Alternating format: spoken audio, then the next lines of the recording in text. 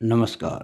YouTube channel maths era and civil engineering by R P. Vyas से मैं RP. व्यास BTech कर रहे थर्ड सेमेस्टर के उन सभी स्टूडेंट्स का हार्दिक स्वागत करता हूं जिनको इंजीनियरिंग मैकेनिक सब्जेक्ट की तैयारी करनी है। आपके एग्ज़ाम पॉइंट ऑफ व्यू से आज मैं एक बहुत अच्छा क्वेश्चन लेके आया हूं जो आपको बहुत हेल्प करेगा कई अच्छे सवाल को सॉल्व करने में। ये क्वेश्चन मैंने लिया है 2012 में एक पेपर हुआ था इंजीनियरिंग मैकेनिक्स का, उसका मैं क्वेश्चन ले रहा हूँ। आप देख रहे हैं ना, ये 2012 का पेपर है और क्वेश्चन जो है वो ये है, देखिएगा। क्वेश्चन ये है जो मैं आपको कराना चाहता हूँ, ध्यान से देखिएगा। ये 8 मार्क्स का आया था क्वेश्चन, पहले का भी ये वाला। 4 forces of magnitude 20 Newton, 30 Newton, 40 Newton and 50 Newton are acting respectively along the four sides of a square taken in order। देखिए, इस बात को आप समझें कि टेकन इन ऑर्डर का मतलब क्या होता है। जैसे ये कोई स्क्वायर है, ये भी कोई स्क्वायर है, ये भी कोई स्क्वायर है, वो भी कोई स्क्वायर है। मैं आपको अलग अलग प्रकार से समझाना चाहता हूँ इस चीज़ को। कंसेप्ट क्लियर जब तक नहीं होंगे तब तक अपन अच्छे से पढ़ाई नहीं कर पाएंगे। जैसे मैंने इसको कहा ABCD,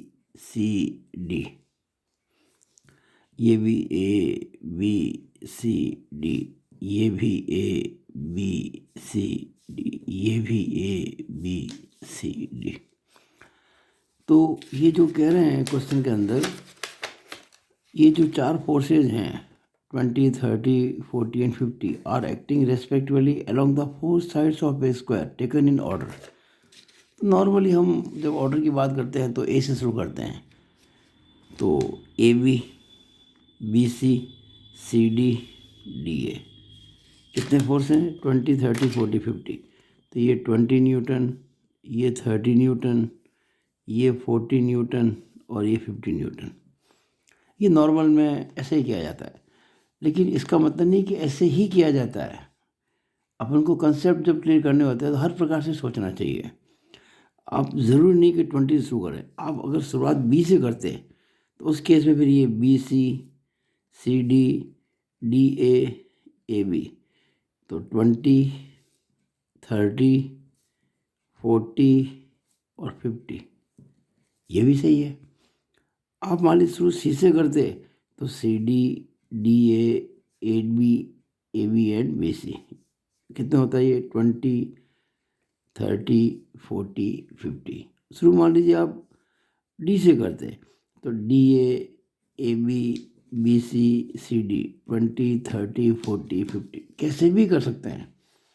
अल्टीमेटली रिजल्ट जो आना होगा वही आएगा और सही आएगा अगर आपने बेसिकली काम सही किया तो। लेकिन कन्वीनियंस के लिए आपको मैं कहना चाहता हूँ कि आपको यही फॉलो करना चाहिए पहला, कि आप ए से जो है स्क्वायर को शुरू करें तो हमारे जो 4 साइड होगी कॉन्जिक्यूटिव वो ABBCCDD हो जाएगी, वो ज़्यादा अच्छा रहता है।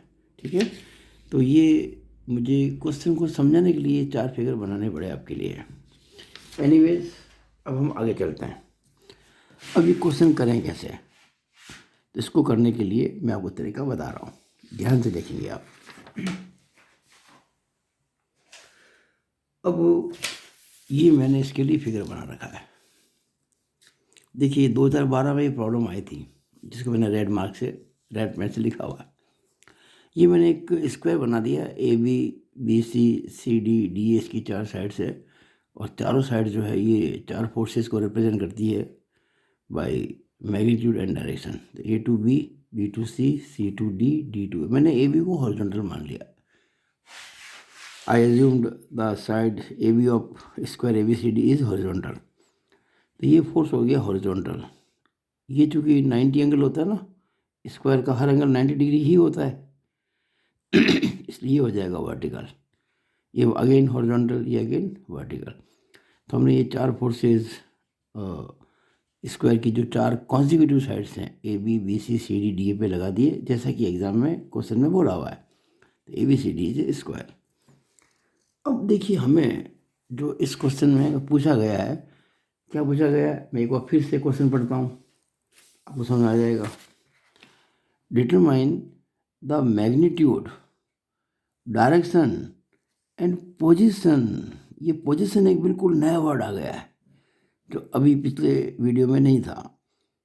मैग्नीट्यूड यानी कितनी वैल्यू है उसके रिजल्टेंट की, उसकी डायरेक्शन दिशा क्या है, और पोजीशन उसकी स्थिति क्या है, वो कहाँ लग रहा है फोर्स, ये हमको निकालना है।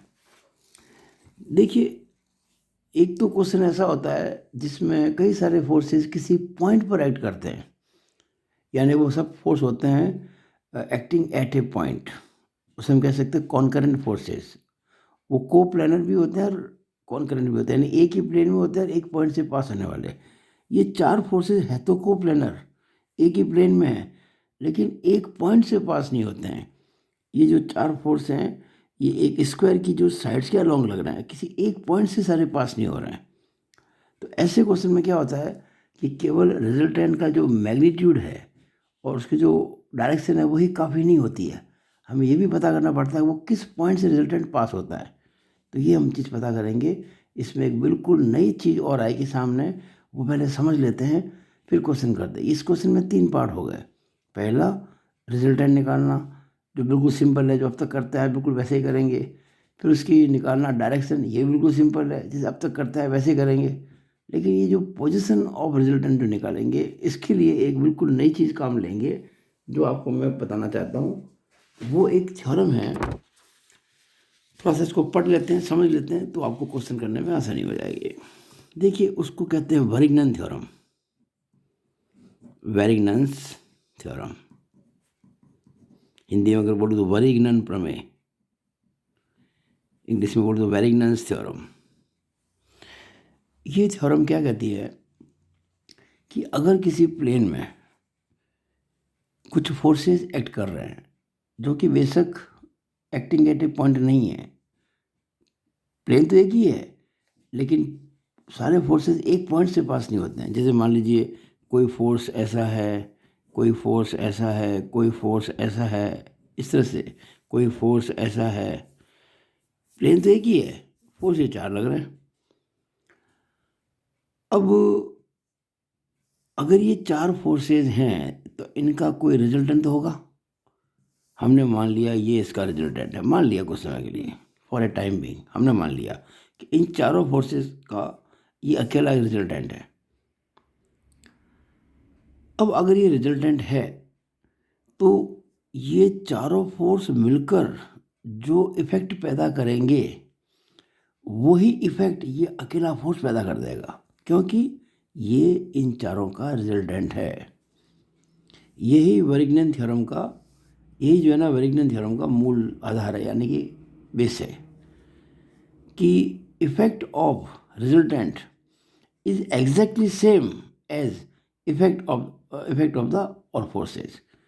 इसका मतलब अगर हम इस प्लेन के किसी पॉइंट पर मोमेंट लें अकेले इस रिजल्टेंट का, ये रिजल्टेंट है और ये 4 फोर्सेज है, मान लीजिए इसको कह दिया मैंने P1, P2, P3, P4, these are 4 forces. तो अकेले इस रिजल्टेंट का जो मोमेंट होगा किसी भी पॉइंट पर, ध्यान दे देना वो जो पॉइंट इस प्लेन में होना चाहिए, यानी जिस प्लेन में ये फोर्स लगेगा ना उसी प्लेन में वो फोर्स वो पॉइंट होना चाहिए। मान लीजिए मैंने यहाँ पे वो पॉइंट ले लिया O, तो वेरिग्नन थ्योरम कहती है कि इस पॉइंट के अबाउट मैं चाहे इस अकेले रिजल्टेंट का मोमेंट लूँ जो कि क्लॉकवाइज है। देखिए ये पेन की डायरेक्शन देखिए ना, एरो इधर लगा हुआ है, इधर लगा हुआ है, तो ये हो गया इसका रिजल्टेंट की डायरेक्शन। ये मोमेंट कैसा हुआ, क्लॉकवाइज हुआ ना, ये ऊपर जा रहा है, ये देखिए ये कैसा होता है क्लॉकवाइज। तो ये जितना अच्छा अगर मैं मान लो मोमेंट निकालूँ तो क्या होगा, ये फोर्स इनटू ये परपेंडिकुलर डिस्टेंस जो हमको पता होनी चाहिए, मोमेंट आ जाएगा। अब जो ये 4 फोर्सेस लग रहे हैं, जैसे पहला ये पॉइंट है ना, इसके अबाउट इसका मोमेंट कैसा होगा, अब पता नहीं कहाँ से निकल रहा है, चलो मान लीजिए इधर से ऊपर से निकल रहा था, ये एंटी क्लॉकवाइज हो गया, ये क्लॉकवाइज हो गया, ये भी क्लॉकवाइज हो गया, लेकिन ये एंटी क्लॉकवाइज हो गया। अगर मैं इस O पॉइंट की बात करूं और ये मान लूं कि P4 यहाँ से पास हो रहा है, यानी ये जो P4 है ना, ये P4, ये देखो ये फोर्स, ये वाला, ये आपको मैंने ये P4 की दिशा बताई है, और ये इसकी लाइन ऑफ एक्शन है। ये कहाँ से पास हो रही है? ओ की, ओ पॉइंट लिया था ना, ये ओ पॉइंट, इसके लेफ्ट में देखिए, ओ के लेफ्ट में ये, और नीचे लग रहा है ऐसे। तो ये कैसा बन गया? एंटी क्लॉकवाइज, घड़ी की उल्टी दिशा में। ये P1 देखिएगा, ये कैसा हो रहा है? ये भी एंटी क्लॉकवाइज है। ये देखिए इधर लग रहा है, ऐसे लग रहा है।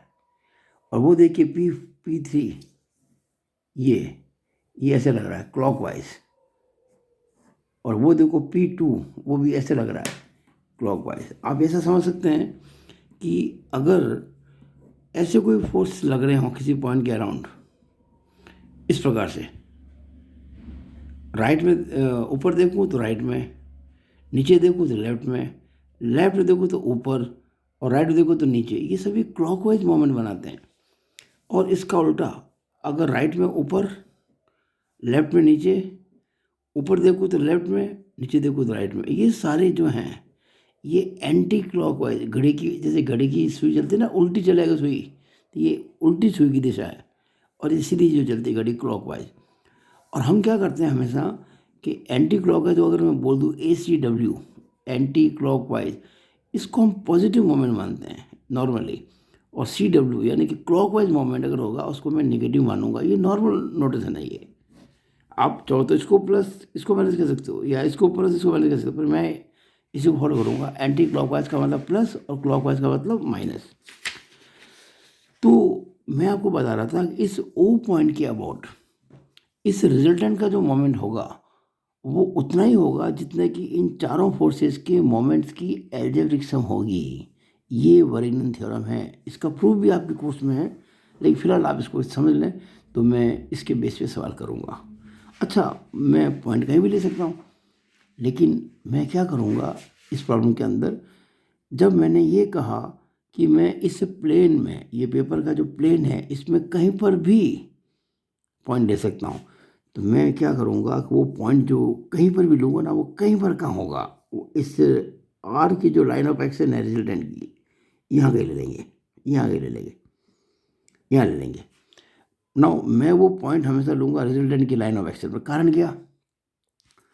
ये रिजल्टेंट फोर्स इस पॉइंट से पास हो रहा है, क्योंकि मैंने ये पॉइंट यहाँ ले लिया है, तो इसका मोमेंट कितना हो जाएगा? 0। और भाई मोमेंट होता है फोर्स इनटू परपेंडिकुलर डिस्टेंस। जैसे देखिएगा, ये कोई फोर्स है और ये कोई पॉइंट है O, मुझे इस फोर्स का इस पॉइंट के अबाउट मोमेंट चाहिए, तो मैं इस पॉइंट से इस फोर्स की लाइन ऑफ डायरेक्शन पर, एक लाइन ऑफ एक्शन पर डाल दूंगा परपेंडिकुलर। ये मान लीजिए D है, तो मोमेंट जो होता है ना M, moment about O of the force F will be equal to this F गुणा ये D। अच्छा, कई बार क्या होता है, लाइन ऑफ एक्शन जो होती है वो आपको आगे पीछे करनी पड़ती है। जैसे मान लीजिए फोर्स तो ये है और मोमेंट मेरे को यहाँ लेना है, मुझे इस पॉइंट के अबाउट मोमेंट लेना है इस फोर्स का। अब ये तो ऐसे है, तो हमें क्या करना पड़ेगा, इस फोर्स की जो लाइन ऑफ एक्शन है उसको पीछे बढ़ा देंगे इस तरह से। नाउ इट इज, ये तो एरो देखिए, एरो उधर चल रहा है, it is line of action of this force. भाई फोर्स ठीक है छोटा है, लेकिन जो उसकी दिशा है वो तो ये होगी ना, ये इसकी लाइन ऑफ एक्शन है।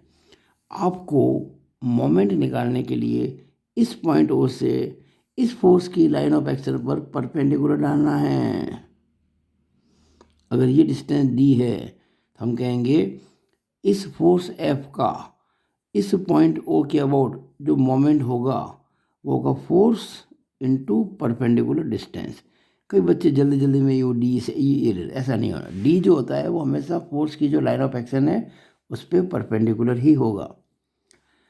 अगर मैं इस D को कम कर दूं, मान लीजिए मैंने मोमेंट O पे यहाँ लेके मैंने O यहाँ ले लिया, तो डिस्टेंस कम हो जाएगी। यहाँ ले लूँ, डिस्टेंस और कम हो जाएगी। और अगर उस O पॉइंट को मैं फोर्स की लाइन ऑफ एक्शन पर ही ले लूँ तो डिस्टेंस 0 हो जाएगी, तो मोमेंट 0 हो जाएगा। यानी कि हर उस फोर्स का मोमेंट 0 होता है जो उस पॉइंट के अबाउट लिया जाए जो उस फोर्स की लाइन ऑफ एक्शन पर मौजूद है।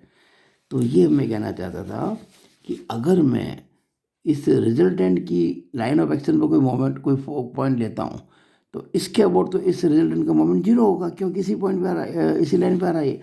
तो इसका मतलब अगर इस पॉइंट के अबाउट आर का मोमेंट जीरो है तो बाकी सारे फोर्सेस के जो मोमेंट्स हैं उनकी एल्जेब्रिक भी जीरो होगी अकॉर्डिंग टू वेरिग्नन थ्योरम। ये मैं काम में लूँगा इस वीडियो के अंदर, तो आप ज़रा ध्यान से देखेंगे। मैंने आपको शॉर्ट में बताया, बाकी हम सवाल कर रहे हैं पूरा। Now I am starting the problem 2012 भाई। देखिए प्रॉब्लम सॉल्व करने में 10 मिनट नहीं लगते हैं, बस समझाने में टाइम लगता है। अब देखिए ABCD² है, इसको मैंने माना हॉरिजॉन्टल, तो ये भी हॉरिजॉन्टल है और ये भी हॉरिजॉन्टल, ये दोनों वर्टिकल है। तो सिग्मा एच कितना हो गया, व्हाट इज सिग्मा एच? देखिए आपको पता है ना, अगर कोई इधर फोर्स लग रहा होगा उसको मैं प्लस कहूँगा और इधर लग रहा होगा उसको माइनस कहूँगा।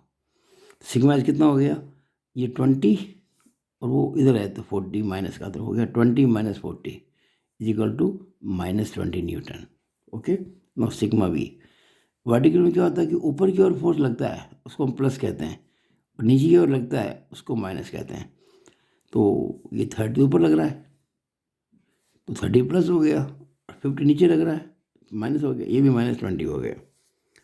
अच्छा, ये जो तरीका बताया मैंने बिल्कुल सही है, लेकिन अगर आप फंडामेंटल तरीके से करेंगे तब भी यही आएगा। मैं समझाना चाहता हूँ आपको। देखिएगा, ये जो 20 न्यूटन है इसका angle with positive direction of X axis कितना होगा, 0। अगर मैं इसको एक्स एक्सिस मान लूँ तो इसका कितना होगा 90, इसका कितना होगा 180। देखिए इधर लग रहा है ना ये, तो ये 180। आप अच्छी तरह समझ पा रहे हैं मेरी बात को कि अगर कोई फोर्स इधर जा रहा है एंगल 0 डिग्री, इधर जा रहा है 180 है, ऊपर जा रहा है 90, नीचे आ रहा है 270। ये देखिएगा, ये राइट में जा रहा है 0, लेफ्ट में जा रहा है 180, ऊपर जा रहा है 90, नीचे आ रहा है 270। तो इस प्रकार से मैंने कर दिया सिग्मा एच को। देखिए 20 कॉस, अच्छा हॉरिजॉन्टल कंपोनेंट में क्या होता है, कॉस आता है ना, ये एंगल कितना होगा इसका 0, 90, 180, 270। 20 cos 0 plus 40 cos 180 plus 30 cos 90 plus 50 cos 270। आप जानते हैं कि कॉस 90 और कॉस 270 0 होते हैं, ये दोनों 0 हो जाएंगे। तो 20 कॉस 0, कॉस 0 1 होता है, तो 20 इंटू 1, और कॉस 180 -1 होता है तो प्लस 40 इंटू -1, तो 20 माइनस 40 यानी -20 ही आएगा। ये दोनों 0 हो गए। अब बात करते हैं वर्टिकल की। तो देखिए वर्टिकल में साइन आता है, ये पहले का एंगल कितना होगा 0, दूसरे का 90, तीसरे का 180, चौथे का 270। देखिएगा 20 sine 0 plus 30 sine 90 plus 40 sine 180 plus 50 sine 270। अब साइन 90 1 होता है तो 30 इंटू 1 हो गया, और साइन 270 -1 होता है तो 50 इंटू -1 हो गया। बाकी साइन 180 0 होता है और साइन 0 भी 0 ही होता है। दो तो 0 आ गए, एक आ गया 30 से कम 30, एक हो गया 50 बन जा 50 लेकिन माइनस में, तो 30 माइनस 50 कितना हो गया -20। ये वही आंसर है जो कि यहाँ निकल आता था। ओके लिख दिया मैंने यहाँ पे, ओके, यानी वही -20 आएगा और वही -20 आएगा। ये सिंपली यहाँ देखो तो सीधे हो गया 20 माइनस 40 एंड 30 माइनस 50। कैसे भी हो, ये हमने जो फोर्स दे रखे थे ना उनके हॉरिजॉन्टल और वर्टिकल जो कंपोनेंट्स हैं, एक्चुअली हॉरिजॉन्टल वर्टिकल ही है, ये इंक्लाइंड फोर्स में है ही नहीं, तो सीधा ही इनका सम आ गया अलजेब्रिक।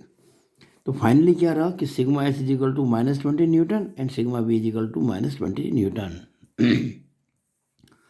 अब रिजल्टेंट का हमारे पास फॉर्मूला है ही, बहुत सिंपल सा formula, under root sigma H का स्क्वायर प्लस सिग्मा बी का स्क्वायर। तो -20 का स्क्वायर प्लस -20 के स्क्वायर का रूट लेंगे तो 400 प्लस 400 आएगा, 800 आ जाएगा। 800 को हम 400 इंटू 2 कर देंगे, 400 का रूट कितना होता है 20, तो 20 √2 newton. It means R equal to 20 √2 newton हो गया, आर भी आ गया। अब आप देखें ध्यान से इस चीज़ को कि हमारा दोनों जो कंपोनेंट थे हॉरिजॉन्टल वर्टिकल दोनों माइनस में आ गए। आप जानते हैं कि अगर मैं इसको कहूँ ये एक्स एक्सिस है, ये वाई एक्सिस है, तो ये हॉरिजॉन्टल बार माइनस में मतलब इधर जा रहा है, वर्टिकल भी माइनस मतलब नीचे जा रहा है। ये भी 20 है और ये भी 20 है, और ये जो आर है ये मैं आपको बता चुका हूँ 20√2 निकला अभी।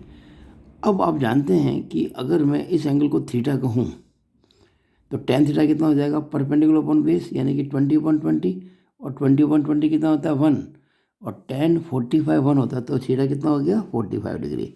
ये एंगल 45 हो गया। अब इस चीज़ को मैं ज़रा डिटेल में यहाँ इस फिगर में बताना चाहूँगा। देखिएगा, अब हम बात कर रहे हैं एक्चुअल पोजीशन की।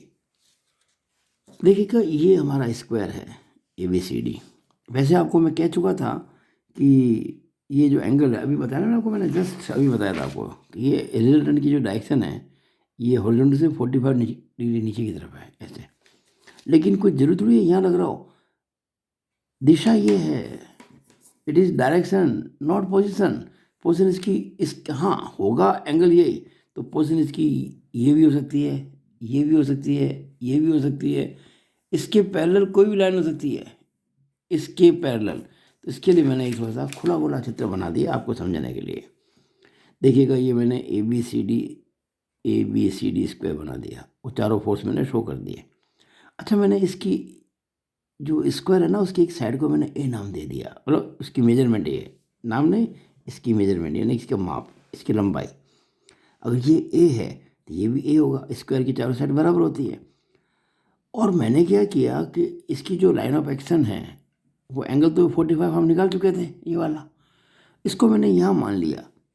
यानी एक्चुअली वो डायरेक्शन तो वो थी ना C2A वाली, मैंने इसके पहले एक लाइन खींच दी यहाँ पे खींच दी, और ये मान लिया कि अगर मैं AB को आगे बढ़ाता हूँ तो ये जो लाइन ऑफ एक्शन है वो O पर काटती है। कहाँ काटती है? O पर काटती है।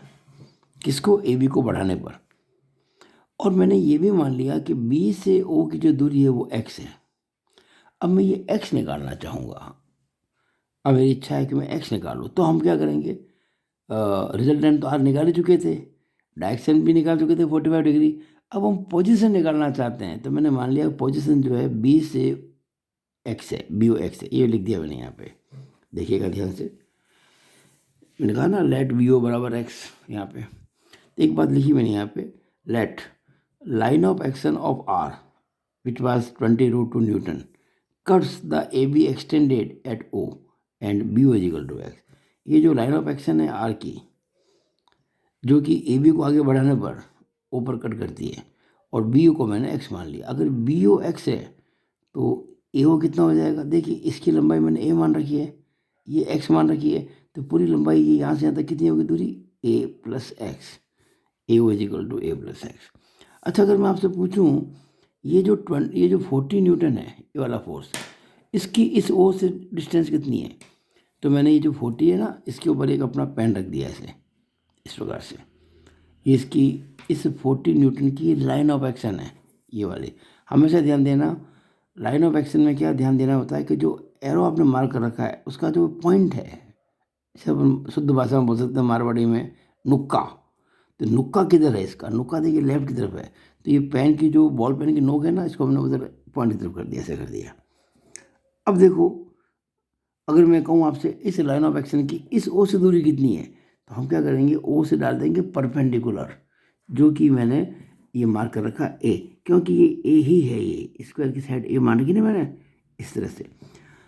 अब मैंने क्या है कि आपको अभी बताया था वरिग्नन थ्योरम, जस्ट अभी आपको मैंने समझाया था इस पन्ने पर वरिग्नन थ्योरम, कि आप रिजल्टेंट R की लाइन ऑफ एक्शन पर कोई पॉइंट मान लें और उस पॉइंट पे निकालेंगे R का मोमेंट जो 0 होगा, क्योंकि रिजल्टेंट इस पॉइंट से पास होता है, तो बाकी सारे फोर्स जो हैं उनके मोमेंट्स की सम भी 0 ही होगी। ये काम मैंने यहाँ किया। अभी मैंने क्या किया, ये जो रिजल्टेंट है ना, इसकी लाइन ऑफ एक्शन को AB को आगे बढ़ाने पर O पर मिलता है, तो O पॉइंट के अबाउट मैं मोमेंट लूँगा, I will take moment about O। और अकॉर्डिंग टू वरिग्नन थ्योरम, जो इस O पॉइंट पर मोमेंट होगा इस रिजल्टेंट का, वही मोमेंट होगा इन चारों फोर्सेस, वही होगा इन चारों फोर्स के मोमेंट्स की सम के बराबर। और चूंकि रिजल्टेंट का मोमेंट तो इसके अबाउट 0 ही होगा ना, क्योंकि R तो O से पास होता है, तो हम कह सकते हैं, देखिए लिखा मैंने यहाँ पर, according to Varignan theorem. In the plane of forces, moment of resultant at any point is equal to the algebraic sum of moments of all given forces. ये ध्यान रखें। अब आपको कुछ बात तय करनी पड़ेगी। इस बात को तय करना पड़ेगा कि कौन सा मोमेंट क्लॉकवाइज है और कौन सा मोमेंट एंटी क्लॉकवाइज है। मैं आपको पहले भी समझा चुका हूँ मोमेंट्स के बारे में, एक बार मैं फिर बता रहा हूँ आपको। देखिएगा, कोई पॉइंट है, इसके लेफ्ट में कोई फोर्स ऊपर जा रहा है या राइट में नीचे जा रहा है। ऊपर देखो तो राइट में जा रहा है, नीचे देखो तो लेफ्ट में जा रहा है। ये सारा क्लॉकवाइज बनाता है। और एंटी क्लॉक में क्या होगा? ऐसे होगा, ऊपर देखो तो लेफ्ट में, लेफ्ट में देखो तो नीचे, नीचे देखो तो राइट में, राइट में देखो तो ऊपर। ये सब होता है एंटी क्लॉकवाइज। तो आपको जिस पॉइंट के ऊपर मोमेंट निकालना है उस पॉइंट पे अपनी हाथ रख देना है, अंगुली रख देनी है। फिर सोचना है ये फोर्स जिसका मोमेंट निकालते हैं उसकी टेंडेंसी कैसी है, क्लॉकवाइज घुमाने की है या एंटी क्लॉकवाइज। तो आपको अच्छी तरह से समझ में आ जाएगा। अब आप देखिएगा, मुझको क्या करना है एक्चुअली, ये जो चार फोर्सेज हैं, इन चार फोर्सेज का इस ओ पॉइंट के अबाउट मोमेंट निकालना है। अब इन चार में से जो 20 न्यूटन तो ये जो ए बी पे लग रहा है, ये तो ओ से ही पास हो रहा है। तो इस 20 न्यूटन का जो कि ए से बी की ओर लग रहा है और आगे बढ़ाने पर वो ओ से ही पास हो रहा है, तो इसका मोमेंट जीरो हो जाएगा, क्योंकि उस पॉइंट का मोमेंट जीरो होता है जो उस पॉइंट से निकलता है जिस पे आप मोमेंट ले रहे हो। लेकिन जो 30 है, ये वाला, ये 30, ये ऐसे लग रहा है, तो इसकी जो लाइन ऑफ एक्शन है ये वाली, ये इसकी जो ये लाइन ऑफ एक्शन है, इस पर डालेंगे परपेंडिकुलर, कहाँ से? ओ से। ये डिस्टेंस कहलाएगी परपेंडिकुलर, जो कि मैंने एक्स मान रखी है। अच्छा, ये जो डी है, ये वाला फोर्स, ये नीचे लग रहा है, तो इसकी लाइन ऑफ एक्शन ये वाली है, और मोमेंट में ओ बनूंगा तो ये होगी यहाँ से इस पे परपेंडिकुलर। और ये आप देखो एक्स मान रखा, वो ए मान रखा था, ये ए प्लस एक्स हो गई। और ये जो फोर्स है 40 न्यूटन, इसकी लाइन ऑफ एक्शन है, तो मैं ओ से डालूंगा परपेंडिकुलर, तो ये है परपेंडिकुलर, ये दूरी ए के बराबर। आपको हर फोर्स की डिस्टेंस मिल गई, ये मैं लिखी यहाँ पे देखिएगा कि ए ओ बराबर ए प्लस एक्स और ओ एन बराबर ए। ये जो ओ एन है, ओ टू एन, ये ए है, और ए ओ जो है वो ए प्लस एक्स है। बी ओ को तो मैंने एक्स मान रखा था यहाँ पे शुरुआत में, देखो बी ओ एक्स मान रखा था। अब ये पता करना है कि कौन सा मोमेंट क्लॉकवाइज है और कौन सा मोमेंट एंटी क्लॉकवाइज है। किसके अबाउट? ओ के अबाउट। देखिएगा, 20 तो पास हो रहा है ओ से, इसका मोमेंट जीरो हो जाएगा। आर भी पास हो रहा है ओ से, आर का मोमेंट भी जीरो ही है। अब देखिए ये 40 की एरो देखिए उस साइड में है, तो ये ऐसे लग रहा है 40।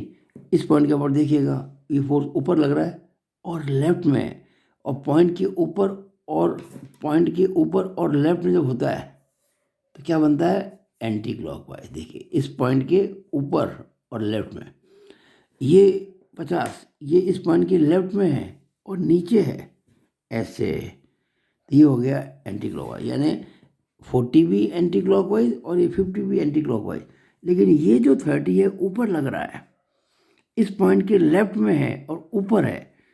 ये पेन रख दिया नहीं यहाँ पे मैंने ऐसे, इस प्रकार से, ये देखिए आप, ये इस तरह से, तो ये इस पॉइंट के लेफ्ट में है और ऊपर है, तो क्या हो गया? क्लॉकवाइज, घड़ी दिशा में। तो ये दो तो मोमेंट बनेंगे एंटी क्लॉकवाइज, जिसको बोलूँगा मैं प्लस। देखिए मैंने लिखा हुआ है एंटी क्लॉकवाइज को प्लस कहूँगा और क्लॉकवाइज बोलूँगा माइनस, और दूरी आपको पता है, दैट्स ऑल। अब देखिएगा, ये लिखा है यहाँ मैंने, ये जो 30 न्यूटन है, ये वाला 30 न्यूटन, ये वाला, इसका मोमेंट इस पॉइंट के अबाउट में क्लॉकवाइज है, लिख दिया CW क्लॉकवाइज, इसको माइनस कहूँगा। ये जो 40 है, ये वाला 40, ये ओ के अबाउट एंटी क्लॉकवाइज है, ACW एंटी क्लॉकवाइज, इसको मैंने प्लस कहा है। 50 नीचे, ये भी एंटी क्लॉकवाइज है, इसको मैंने प्लस कहा है। अब हमको ये मोमेंट सारे लेने हैं, तो मोमेंट कैसे लेंगे इसको आप देखिए ध्यान से। पहली बात तो ये लिखनी है आपको, मैंने आपको जो बताई थी कि algebraic sum of all moments about O, algebraic sum of all moments about O is equal to moment of resultant R about O. यानी फोर्स जो जिस प्लेन में लगते हैं उस प्लेन में किसी भी पॉइंट के अबाउट आप सारे फोर्सेस का मोमेंट लेके उसको एल्जेब्रिकली जोड़ दो, या अकेले रिजल्टेंट का मोमेंट ले लो, बराबर आएगा। लेकिन मैंने चूंकि पॉइंट लिया आर की लाइन ऑफ एक्शन पर, तो आर का मोमेंट तो जीरो हो जाएगा, क्योंकि डिस्टेंस जीरो है ना। तो आर जीरो नहीं है, आर तो आर है, पर वो डिस्टेंस जीरो है, क्योंकि हमने पॉइंट उसकी लाइन ऑफ एक्शन पर लिया है। तो आर इंटू जीरो जीरो हो जाएगा, यानी जितने भी फोर्स है उनकी मोमेंट्स की एल्जेब्रिज्म भी जीरो होनी चाहिए। अब देखिए 40 × A, देखिए वापस बताओ आपको 40 × A। ये 40 मैंने कहा था आपको एंटी क्लॉकवाइज है, मोमेंट कहाँ ले रहा हूँ ऊपर, और ये 40 की डिस्टेंस कितनी है यहाँ से A, तो 40 × A हो गया ना मोमेंट, 40 फोर्स और ये डिस्टेंस, तो प्लस क्यों किया, एंटी क्लॉकवाइज है। प्लस 50 × A + X, देखिएगा ये 50 और ये मोमेंट लेने से दूरी आएगी ये वाली A + X, तो 50 × A + X, क्योंकि ये रहा फोर्स और हमें लेना मोमेंट इसके ऊपर से, दूरी ये आ जाएगी A + X, ये मोमेंट भी एंटी क्लॉकवाइज है, इसलिए इसको प्लस कह दिया। तो plus 50 × A + X minus 30 × X। Minus क्यों किया मैंने, कि ये देखिए ऊपर लग रहा है और लेफ्ट में ऊपर, यानी कि क्लॉकवाइज बना रहा है, तो दूरी इसकी कितनी x, तो माइनस 30 × X, ये 30 तो ये हो गया और x की दूरी हो गई, बराबर जीरो, क्यों कि r × 0 0 होता है। अब जब इसको सॉल्व करेंगे तो 90A और ये 50x में से 38 गया तो हो गया 20x, तो 20x हो जाएगा -90A। It means x -9A/2, 10 से भाग लगाएंगे। x आपने किसको माना था, BO को, देखिए आपने इस x का मतलब ये BO हमारा आ गया -9A/2, या इसको माइनस का 4.5A भी कह सकते ना। क्या शो करता है ये माइनस, देखिए माइनस ये शो करता है कि आपने जो डायरेक्शन जो इसकी मानी पोजीशन, ये उसके ऑपोजिट आ गया। यानी हम कह रहे हैं कि 20 से O की दूरी माइनस में आ रही है, मतलब कि वो O पॉइंट B के राइट में नहीं है, हमने राइट में माना था, वो इसके लेफ्ट में है। यानी कि O पॉइंट, यानी कि जो ये लाइन ऑफ एक्शन दिख रही है आपको रिजल्टेंट की, ये यहाँ नहीं होके इसके पैरेलल ही है, लेकिन वो B के राइट में, अभी तो O पॉइंट तो B के राइट में है। हम जो चाहते हैं कि आंसर नेगेटिव आए, इसका मतलब ये जो ये इसको अगर ले जाऊँ आगे में, तो ये जो काटेगा, अब ये यहाँ काटेगा, ये जो पॉइंट आ रहा है ये वाला, ये B के राइट में नहीं होकर B के लेफ्ट में है, बस माइनस का इतना ही मतलब है। दूरी उतनी है, दूरी नहीं बदली, दूरी 9A/2 है तो 9A/2 रहेगी, लेकिन वो 9A/2 यहाँ से नहीं नाप के यूँ नापी जाएगी, नापेंगे यहीं से, लेकिन इधर नहीं नाप के इसको इधर नापेंगे। तो देखिए मैंने एक फिगर बना दिया आपके लिए नया, बिल्कुल ये मैंने एक नया फिगर बनाया आपके लिए, बिल्कुल लेटेस्ट। देखिए वो पहले वाला ABCD ही है, सब कुछ वही है, ये सारी कैलकुलस में कर चुका था 9A/2। अब क्या है कि जो लाइन ऑफ एक्शन थी ना, तो पहले मैंने, आप देखिएगा मैंने यहाँ बना रखी थी B से राइट में, अब इसको मैंने B के लेफ्ट में ले लिया, ये देखिएगा ये B से लेफ्ट में ले लिया, और है इसके पैरेलल, क्योंकि डायरेक्शन तो वो रहेगी जो पहले थी, इसके पैरेलल ही हो गई। अब अगर मैं कहता हूँ कि B से O की दूरी 9A/2 है, देखिए 9A/2 मतलब होता है 4.5A। मैंने आपको समझा दूँ, मैंने इस AB को 2 सेंटीमीटर लिया है, इस फिगर में कितना लिया, 2 सेंटीमीटर। अगर मैं BO को कहता हूँ ये 9/2A है, यानी कि 4.5A है, तो 4.5 × 2 करूँगा तो 9 आएगा। तो मैंने बाकायदा B से 9 सेंटीमीटर दूरी नाप कर ये O पॉइंट मार्क किया है। अच्छा, अगर वो B से 9 सेंटीमीटर है, क्योंकि 9/2 होता है 4.5, और A को मैंने 2 लिया हुआ है, तो ये यहाँ से कितना हो जाएगा, ये खुद कितना है A, ये पूरा कितना था 9A/2, ये कितना हो जाएगा 9A/2 में से 1 घटा देंगे, यानी कि 4.5 में से 1 घटाएंगे तो 3.5 ही आ जाएगा, यानी कि 7/2 है, यानी 7/2 है। यानी ये जो पॉइंट O है, इसकी दूरी यहाँ से कितनी हो जाएगी 3.5A, यानी कि 7/2 3.5 होता है, तो 7/2 × A मैंने 2 लिया हुआ है, तो 7/2 यानी 3.5 × 2 कितना होता है 7, तो ये एक्चुअली मैंने 7 नाप लिया है। आपको इसलिए बता रहा हूँ ताकि आप भी एग्जाम इस प्रकार से कर सकते हैं। अब ये हो गया 7A/2 और ये हो गया इसकी डायरेक्शन, तो ये फाइनल हमारा आंसर आ गया। What was resultant, R 20√2 Newton. What was direction, 225 degree. 225 कहाँ से आया, समझ लो इस चीज़ को। देखिए ये डायरेक्शन है इसकी, याद कीजिए मैंने आपको बताया था थोड़ी देर पहले, अभी बताया था ये वाला फिगर, ये 20 नीचे 20 इधर, ये एंगल 45 है, ये एंगल 45 है, तो ये पूरा एंगल 225 हो जाएगा ना, 180 + 45 इस तरह से। तो देखिएगा यहाँ पे ये 45 है, ये लाइन ऑफ एक्शन है, तो ये एंगल कितना हो जाएगा पूरा, ये 180 + 45 यानी कि 225। तो डायरेक्शन क्या होगी, theta equal to 225 degree with positive direction of X axis की पॉजिटिव डायरेक्शन से। अब पोजीशन कहाँ है, देखिए रिजल्टेंट डायरेक्शन एंड पोजीशन इसकी ऊपर है, और ओ जो है वो बी से लेफ्ट की तरफ 9a/2 है, एंड बी ए प्रोड्यूस्ड, देखा ना ओ, अच्छा ओ कहाँ आया है कि मैंने जब बी ए को आगे बढ़ाया तो जहाँ रिजल्टेंट काटता है वो पॉइंट ओ है हमारा, एंड बी ओ बराबर 9a/2, यानी बी से लेके ओ की दूरी कितनी है 9a/2। अब इसको माइनस नहीं बोलूँगा, ये माइनस था इसलिए मैंने इसको लेफ्ट में लिया है। अगर मैं ए ओ से नापूँ तो कितना होगा, अगर ए से नापूँ तो कितना होगा ए ओ, मैं 9a/2 में से एक ए घटाया तो 7a/2 आ गया। तो इस तरह से मैंने इस पूरे क्वेश्चन को सॉल्व किया है। ये फाइनल फिगर बहुत इंपॉर्टेंट है भाई, ये फिगर बहुत इंपॉर्टेंट है, इसमें सब कुछ आ गया, रिजल्टेंट आ गया, उसकी डायरेक्शन आ गई, उसकी पोजीशन भी आ गई। तो मुझे आशा है कि आपको ये वीडियो बहुत अच्छा लगा होगा और आपको ये सारी बात समझ में ज़रूर आई होगी।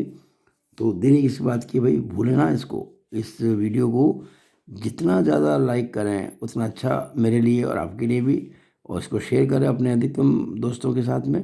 और अगर आपने मेरे यूट्यूब चैनल को सब्सक्राइब नहीं किया है तो सब्सक्राइब करना ना भूलें। हमेशा आपको वीडियो में शायद ना भेज पाऊँ, बहुत सारे ग्रुप्स हैं मेरे पास, शायद ना भेज पाऊँ, लेकिन अगर आपने मेरे यूट्यूब चैनल को सब्सक्राइब कर लिया होगा तो आपके पास मेरे वीडियो जो भी बनाऊंगा आपको मिलते रहेंगे नोटिफिकेशंस, और आपको मिल जाएंगे। तो आशा करता हूँ आपके लिए ये वीडियो बहुत हेल्पफुल होगा, और अपनी बात को यहीं पूरा करता हूँ। It is all about this video. Thank you.